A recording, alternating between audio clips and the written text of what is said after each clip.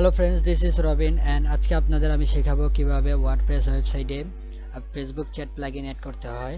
So without any further do, let's get started and make sure to subscribe this channel for upcoming videos.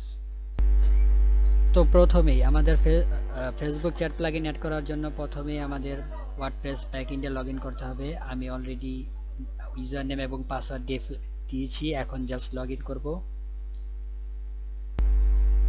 এখন আমাদের যেতে হবে plugins, just click plugins, then add new,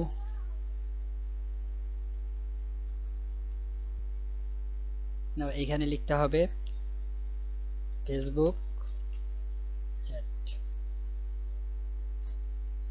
chat, তারপরে Facebook chat install now, then activate. Okay, click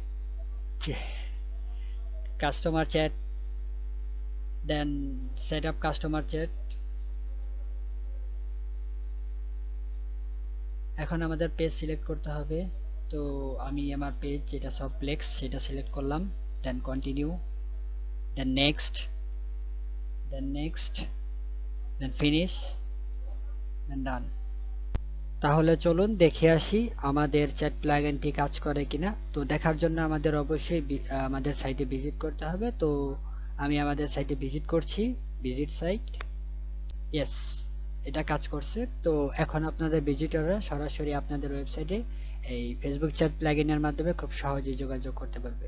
so friends, if you like this video, please subscribe my channel and share this video with your friends and like this video. So goodbye.